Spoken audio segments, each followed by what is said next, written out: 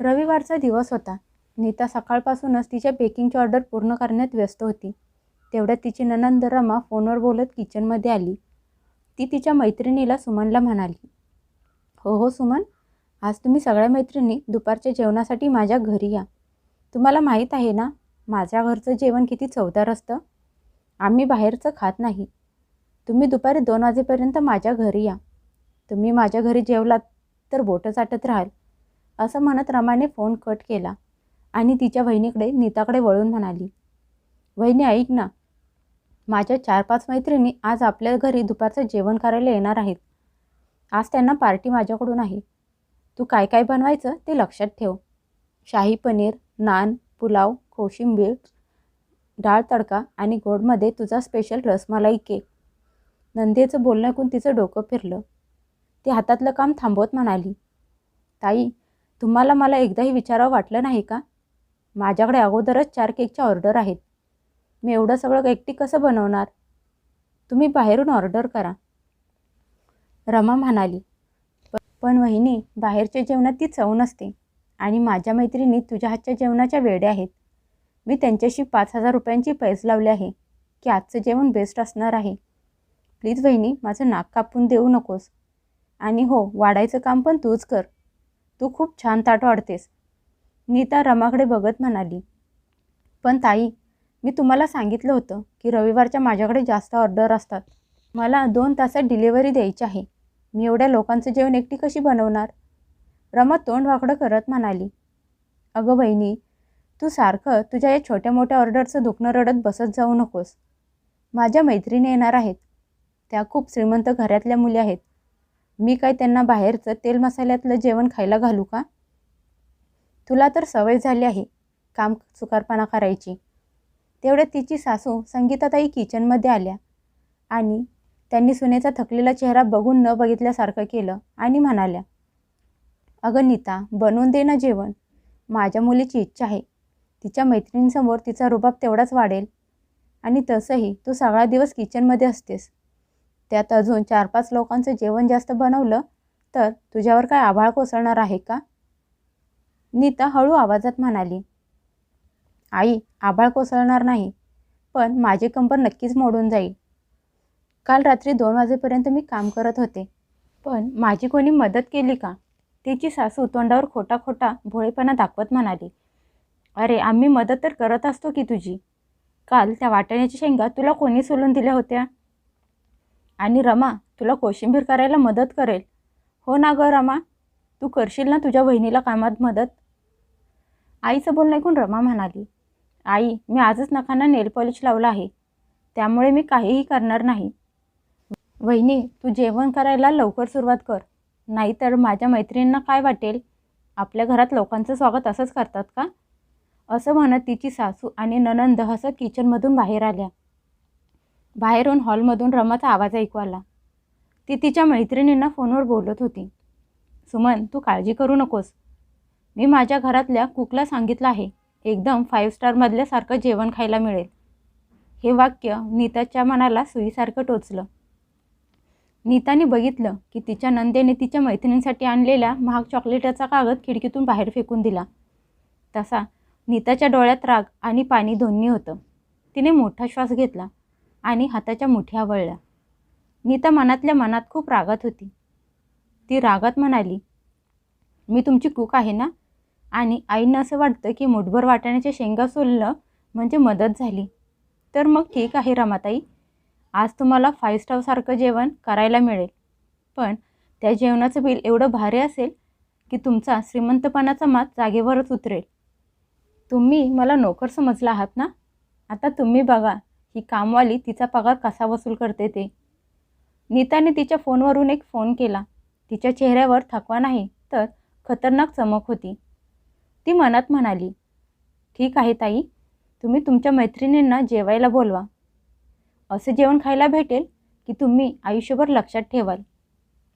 दुपारी 1 वाजता हॉलमधलं वातावरण एखाद्या श्रीमंत घरातल्या पार्टीसारखं होतं. रमाच्या जवळच्या मैत्रिणी सोफ्यावर पाय पसरून बसल्या होत्या आणि रमा त्यांच्याशी मोठेपणा दाखवत अशी बोलत होती जणू कुठली तरी राजकुमारी आहे. रमा खूप आत्मविश्वासाने तिच्या मैत्रिणींना म्हणाली, जेवण बनवणं पण एक कला आहे. मला स्वतःला नवनवीन रेसिपी ट्राय करायची खूप आवड आहे. पण त्याचं काय आहे, माझं सोशल लाईफ एवढं बिझी असतं की मला किचनमध्ये जायला वेळच मिळत नाही. तिची मैत्रीण सुमन म्हणाली, पण रमा, तू मागच्या रीलमध्ये जो रसमलाई केक दाखवला होतास ना, तो खूप छान दिसत होता. तो केक तू बनवला होतास का? रमा खोटं खोटं हसत चेहऱ्यावरचे केस मागे सरकवत म्हणाली, अरे नाही यार, तो केक तर माझ्या वहिनीने बनवला होता. पण त्याची रेसिपी पूर्ण माझी होती. बिचाऱ्या माझ्या वहिनीला काहीच येत नव्हतं. पण मीच तिला ट्रेनिंग देऊन देऊन सगळं शिकवलं आहे. आता ती माझ्या पद्धती अशा फॉलो करते जणू एखादा रोबोट आहे. तिला काही बनवायला सांगितलं की फक्त हो म्हणून लगेच बनवायला सुरुवात करते. बिचारीचं स्वतःचं असं अस्तित्वच नाही, म्हणून दिवसभर किचनमध्ये काम करत खुश राहते. नीता किचनमधून त्या सगळ्यांसाठी ट्रेमध्ये ज्यूस घेऊन बाहेर येतच होती. तेवढ्यात नंदेचे शब्द तिच्या कानावर पडले. तशी तिची पावलं जागच्या जागी थांबली. सुमन म्हणाली, अरे वा यार, तुला तर फुकटमध्ये एक पर्सनल जेवण बनवणारे भेटले आहे. नाहीतर आजकालचे जेवण बनवणारे 15-20 हजारांच्या खाली पगार घेत नाहीत. रमा जोरात हसून म्हणाली, अरे यार, कुक तर इज्जतीचा शब्द आहे. तू तर तिला पर्सनल जेवण बनवणारी समज. आणि सगळ्यात महत्त्वाची गोष्ट माहीत आहे का काय आहे? ती बिलकुल फ्री सर्व्हिस देते. ना कुठला पगार आणि नाही कुठले नखरे. हो, फक्त तिची थोडी प्रशंसा केली आणि आईकडून 2-4 गोष्टी ऐकवल्या की मग बघा कशी हात बांधून विनम्रपणे उभी राहते.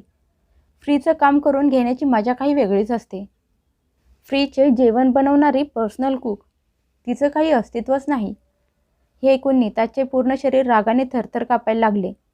रागात हातातल्या ट्रेमधला ज्यूसचे ग्लास एकमेकांना धडकून त्याचा आवाज झाला. पण हॉलमध्ये एवढा गोंधळ सुरू होता की कुणालाही तो ऐकू आला नाही. रागात नीताने डोळे बंद केले.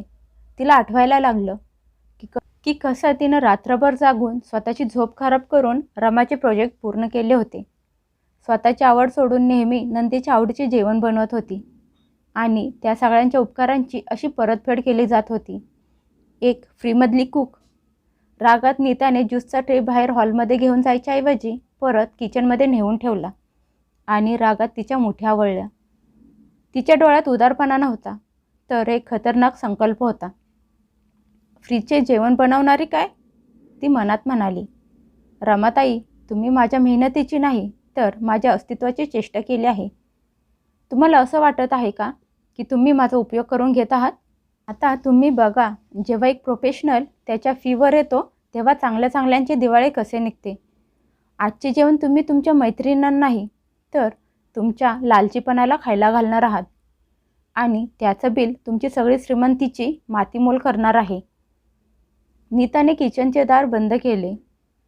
तिचा फोन काढला आणि 5 स्टार हॉटेलमध्ये फोन करून एका VIP जेवणाची ऑर्डर दिली आणि सांगितलं की पेमेंट कॅश ऑन डिलिव्हरी होईल. हेही सांगितलं की जेवण घेणारी माझी पर्सनल असिस्टंट रमा असेल. 2 वाजले होते आणि रमाच्या मैत्रिणींना भूक लागली होती. सुमन पोट पकडून म्हणाली, रमा, जेवण कधीपर्यंत येणार आहे? खूप जोरात भूक लागली आहे. रमा म्हणाली, फक्त 2 मिनिट, वहिनी घेऊन येतच असेल. असं म्हणत रमा किचनमध्ये गेली आणि तिथले दृश्य बघून तिला धक्काच बसला. गॅस बंद होते. किचन एकदम स्वच्छ होतं.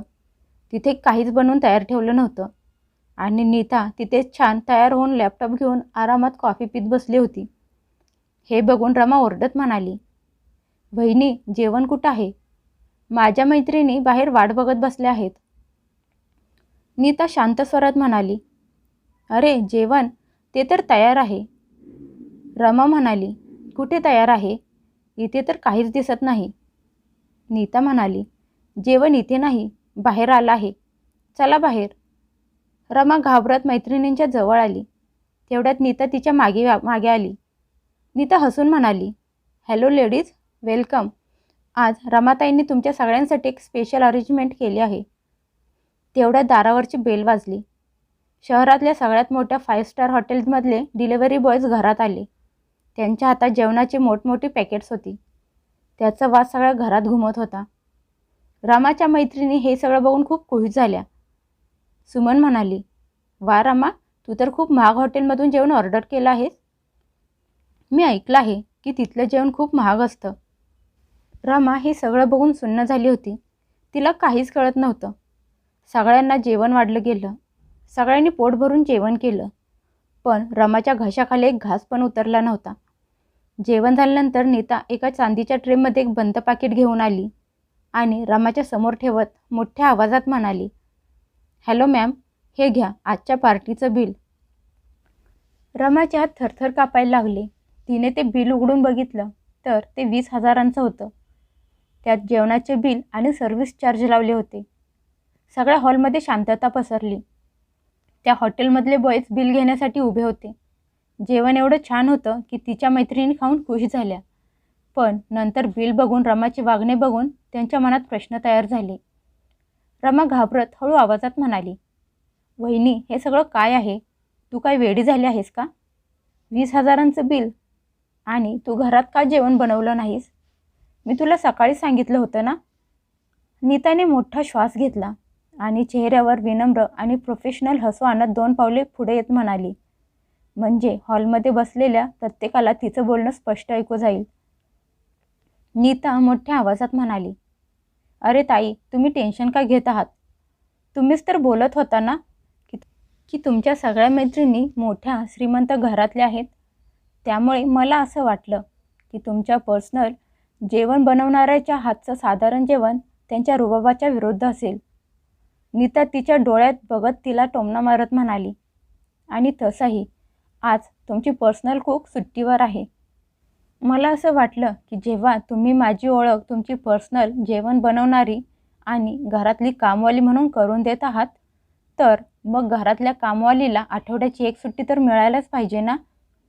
हे ऐकून तिच्या मैत्रिणींमध्ये कुजबूज सुरू झाली. सुमन तिच्या मैत्रिणीला कोपरा मारत म्हणाली, बघा, याला म्हणतात फ्रीची सर्व्हिस. त्यांचं बोलणं ऐकून रमा लाजेने मान खाली घालत म्हणाली, वहिनी प्लीज, माझ्या मैत्रिणींसमोर का तमाशा करत आहेस? तू आज जा, यावर आपण नंतर बोलू. नीता कठोर आवाजात म्हणाली, नंतर का ताई? त्या हॉटेलचे डिलिव्हरी बॉयज पेमेंट घेण्यासाठी बाहेर गाडी घेऊन उभे आहेत. नियम आहे, पेमेंट दिलं नाही तर पोलीस केस होईल. तुम्हीच तर बोलत होता की माझी तर काहीच लायकी नाही, मी तुमच्या उपदेशावर चालत असते. मग बघा, मी तुमच्या उपदेशावर तुमची पार्टी कशी छान पार पाडली आहे. शहरातले सगळ्यात महाग आणि बेस्ट जेवण टेबलवर आणून ठेवलं आहे. नीताने त्या डिलिव्हरी बॉयला इशारा केला. नीता रमाकडे 20,000चं बिल मागत म्हणाली, ताई, पेमेंट आत्ताच द्यायचं आहे. शेवटी तुमच्या क्लास आणि स्टँडर्डचा प्रश्न आहे. स्वतःच्या मैत्रिणीसमोर स्वतःचं नाक कापून घेऊ नका. आता सांगा, पेमेंट कसं करणार आहात? कॅश की कार्डनी? का त्या मैत्रिणींकडून उसने मागणार आहात ज्यांच्यासमोर तुम्ही एवढ्या मोठ्या बाता मारत होतात? रमाने तिच्या आईकडे बघितलं.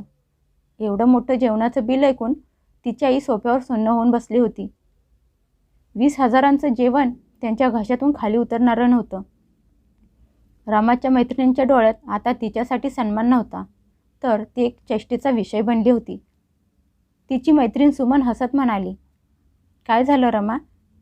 तुझ्या जेवण करणाऱ्या बाईचा पगार दिला नाहीस का, जी सुट्टीवर आहे? पगार आणि सुट्टीची गोष्ट तिच्या आईच्या कानावर पडली. त्यांचा चेहरा रागाने लाल झाला. त्यांना त्यांच्या मुलीचा अपमान सहन होत नव्हता आणि त्यांनी त्यांचा सगळा राग सुनेवर काढला. त्या रागात ओरडत नीताजवळ आल्या आणि हात नाचवत म्हणाल्या, खूप झालं सुनबाई, खूप केलास तू तमाशा. तुझी हिंमत कशी झाली माझ्या मुलीचा अपमान करायची? 20,000चं बिल? तू काही सोन्याच्या भाकरी मागवल्या होत्यास का? तू या घरची सून आहेस का दुश्मन? तू जाणून बुजून हे सगळं केलेस ना, म्हणजे आम्हाला खाली मान घालायला लागेल. मी आत्ता सुमितला फोन करते. आज तुला या घरातून धक्के मारून बाहेर काढायला लावते. तू माझ्या मुलीचा बाहेरच्या लोकांसमोर अपमान केला आहेस. आणि हे बिल? आम्ही तर एक पैसा पण देणार नाही. हे जेवण परत घेऊन जा, आम्हाला नको आहे. नीताने शांततेत सासूकडे बघितलं आणि नंतर टेबलवर झालेल्या मोकळ्या भांड्यांकडे इशारा करत म्हणाली, आई, तुमच्या मुलीने आणि मैत्रिणींनी सगळं जेवण संपवलं आहे. अर्ध्यापेक्षा जास्त जेवण संपलं आहे. नियम स्पष्ट आहे. वापरला आहे म्हणजे पेमेंट तर करायला लागणार. रमा रडत म्हणाली, वहिनी तू एवढ्या कठोर काळजाची कशी काय होऊ शकतेस? आई बघ ना, वहिनी हे काय बोलत आहे. तिची सासू मोठ्या आवाजात म्हणाली, आम्ही पैसे देत नाही. जे करायचं आहे ते करा म्हणावं. तू आमचं काय बिघडवणार आहेस? नीताने मोठा श्वास घेतला आणि तिचा फोन काढून पोलिसांचा नंबर दाखवत म्हणाली, आई मी हे जेवण घरात बनवलं नाही. हे हॉटेलमधून ऑर्डर केलं होतं. त्याचे बिल घ्यायला माणूस उभा आहे. त्याच्याजवळ सगळे रेकॉर्ड्स आहेत. जर तुम्ही त्यांचं पेमेंट केलं नाही तर ती तुमच्या किंवा माझ्यामधली गोष्ट राहणार नाही. ते हॉटेलमधले आता पोलिसांना फोन करतील आणि जेवण खाऊन पैसे न दिल्याची केस करतील. मग पोलीस येऊन तुम्हाला आणि रमाताईंना सगळ्यांच्या समोर उचलून घेऊन जातील. मग विचार करा, तुमची लोकांच्या समोर काय इज्जत राहील? पोलीस केसचं नाव ऐकून तिच्या सासूचे हातपाय थरथर कापायला लागले. त्यांचं ओरडणं अचानक बंद झालं. 20,000 रुपये खूप होते, पण पोलीस स्टेशनची हवा जास्त भीतीदायक होती. रमाच्या मैत्रिणी एकमेकांचे हात पकडून घरातून निघून जायच्या मार्गावर होत्या. सुमन हळूच म्हणाली, आपल्याला पण साक्षीदार म्हणून घेऊन जातील. चला लवकर इथून. नीता म्हणाली, दादा जर यांनी 2 मिनिटात पेमेंट केलं नाही तर तुम्ही पोलिसांना फोन करा. तिची सासू रागात मुलीकडे दाटवत खात बघत म्हणाल्या, रमा तुझं कार्ड काढून पेमेंट कर.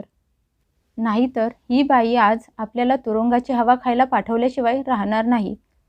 रमाच्या डोळ्यात पाणी आलं, पण ते पश्चातापाचं नव्हतं तर अपमानाचं होतं.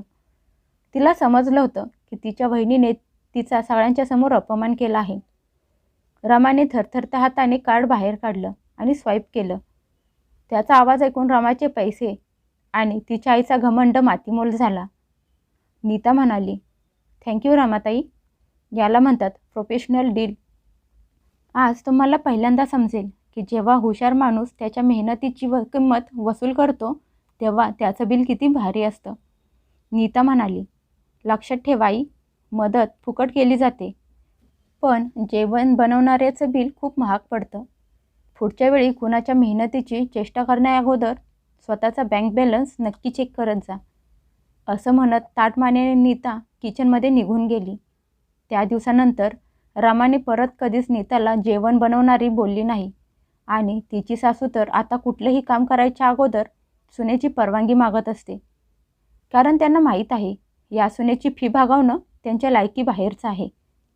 नात्यात इज्जत फुकट मिळत नाही तर ती कमवायला लागते. जे लोक दुसऱ्यांच्या मेहनतीला फुकटचे समजत असतात त्यांना वेळ त्यांची लायकी नक्कीच दाखवून देते.